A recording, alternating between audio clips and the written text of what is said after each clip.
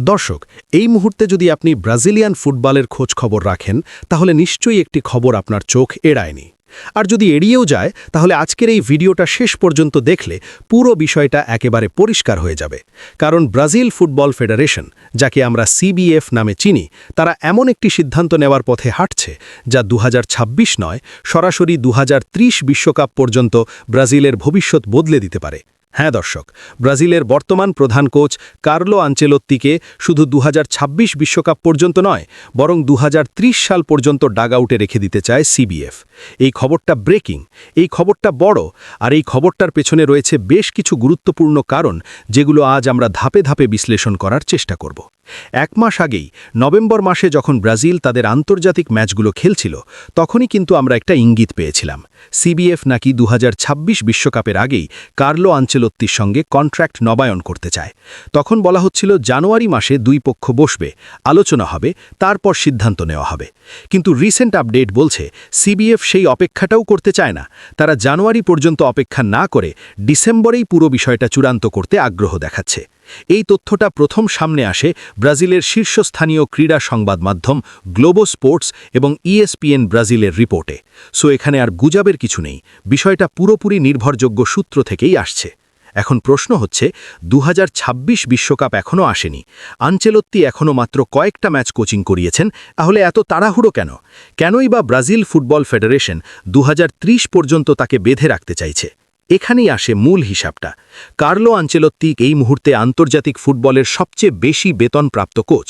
তার বর্তমান বেতন বছরে প্রায় 10 মিলিয়ন ইউরো, যা ব্রাজিলিয়ান রিয়ালে কনভার্ট করলে প্রায় 61.4 মিলিয়ন রিয়ালসের মতো দাঁড়ায়। এই বেতন অনুযায়ী তার বর্তমান কন্ট্রাক্ট কার্যকর আছে 2026 বিশ্বকাপ পর্যন্ত। শুধু তাই নয়, এই চুক্তিতে একটি বড় বোনাস ক্লজও যুক্ত করা হয়েছে। যদি আনচেলোত্তি ব্রাজিলকে 2026 বিশ্বকাপ জিতিয়ে দিতে পারেন, তাহলে তিনি অতিরিক্ত 5 মিলিয়ন ইউরো বোনাস পাবেন, অর্থাৎ মোট আয় দাঁড়াবে 15 মিলিয়ন ইউরো। এখন সমস্যা কোথায়? সমস্যা হচ্ছে, যদি আনচেলোত্তি সত্যিই 2026 বিশ্বকাপে ভালো কিছু করে ফেলেন, ধরুন সেমিফাইনাল, ফাইনাল বা বিশ্বকাপ জিতেই ফেললেন, তাহলে তার মার্কেট ভ্যালু আরও কয়েক ধাপ বেড়ে যাবে। তখন ইউরোপের বড় ক্লাব কিংবা অন্য কোনো জাতীয় দল তাকে আরও মোটা অঙ্কের অফার দিতে পারে। সিবিএফ সেই ঝুঁকিটা নিতে চায় না, তাই তারা আগেভাগেই আনচেলোত্তিকে 2030 পর্যন্ত কন্ট্রাক্ট বাড়ানোর প্রস্তাব দিতে চাচ্ছে, যেন ভবিষ্যতে বেতন বা চাহিদা নিয়ে বড় ঝামেলায় পড়তে না হয়। কিন্তু শুধু টাকা পয়সার হিসেবেই এই সিদ্ধান্ত নেওয়া হচ্ছে, এমনটা ভাবলে ভুল হবে। এখানে রয়েছে আরও গভীর ফুটবলীয় পরিকল্পনা। বাস্তবতা হচ্ছে, কার্লো আনচেলোত্তি এখনও ব্রাজিল জাতীয় দলের সঙ্গে খুব বেশি সময় কাটাননি। এখন পর্যন্ত তিনি মোট 8টি ম্যাচে ব্রাজিলের ডাগআউটে ছিলেন, যেখানে 4টি ম্যাচে জয়, 2টি ড্র এবং 2টি হার এসেছে। এই পরিসংখ্যান দেখে কেউ যদি বলে দেন যে ব্রাজিল 2026 বিশ্বকাপের নিশ্চিত ফেভারিট, তাহলে সেটা বাস্তবতার সঙ্গে পুরোপুরি মিলবে না। কারণ একটি দলকে বিশ্বকাপের ফেভারিট বানাতে হলে একজন কোচকে অন্তত 30-40টি ম্যাচ সেই দলের সঙ্গে কাজ করতে হয়। স্কোয়াড গঠন, খেলোয়াড় বাছাই, ট্যাকটিক্যাল সেটআপ, এই সব কিছুর জন্য সময় লাগে। আনচেলোত্তি এখনও সেই সময়টা পাননি। তিনি এখনও মূলত এক্সপেরিমেন্টের মধ্য দিয়েই যাচ্ছেন।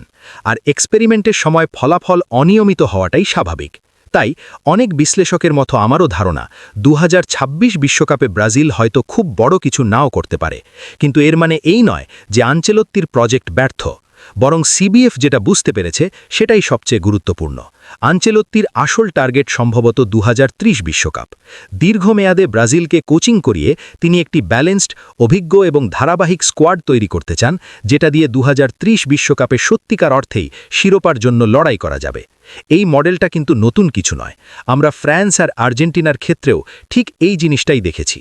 দিদিয়ের দেশম্প 2014 বিশ্বকাপের পর ফ্রান্সের দায়িত্ব নেন এবং দীর্ঘ সময় ধরে ডাগআউটে থাকার কারণেই ফ্রান্স 2018 বিশ্বকাপ জেতে, 2022 বিশ্বকাপের ফাইনালে খেলে এবং এখনও ফেভারিট হিসেবে বিবেচিত হয়।